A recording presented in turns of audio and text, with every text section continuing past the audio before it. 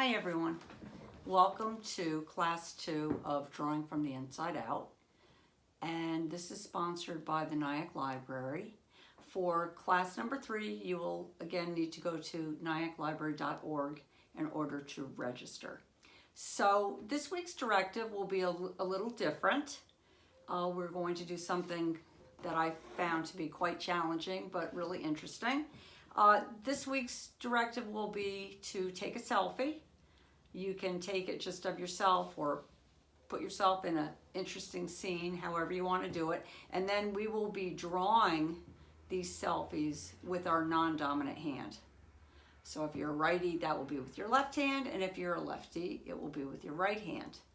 And this is challenging because we just don't have control, generally, unless you're ambidextrous, over our non-dominant hand. So the thrust of this class, again, is to surrender, to let it be, not to agonize over, is this realistic, but just to see how does your non-dominant hand express itself, what flows through you, how is it different from working with your dominant hand? Because as we know, we access different part of our brain when we use our opposite hand. So look, we just want to be open to what can come out of this.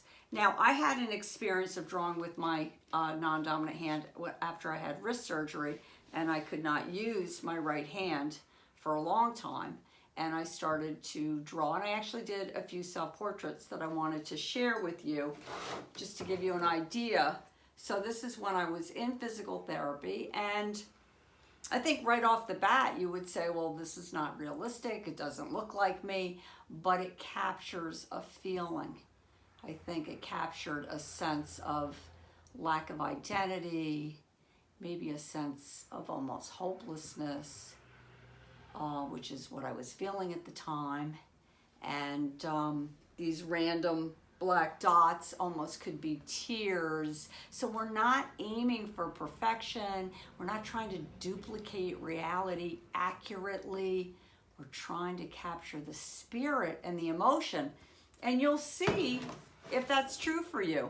If your work maybe becomes a little softer, a little more emotional. This was the second portrait I did. Again, kind of a feeling of where am I? And I want to almost say a little bit hopeless, losing heart, frustrated. And again, it's not realistic, but it captures my emotion at the time. And just the third one to show you adding like a background, this was me holding one of my favorite chickens. And I think I identify with the chicken because honestly, my hand felt like a claw at the time. But interestingly enough, I recommend you could use any material, any size paper, okay? Do your self-portrait, non-dominant hand, any size paper, any material. I happen to use magic marker, which is very unforgiving.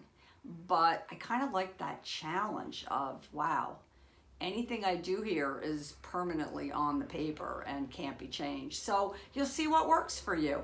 You can embellish it as much as you want, add color, make it a full drawing, but it's all done with your non-dominant hand. So I really look forward to our sharing these together. And just a reminder again, go to nyacklibrary.org to sign up for class 3 and have fun with this. Just let it go, let it be, and enjoy what comes out of you. Okay, great. I really look forward to it. See you next time.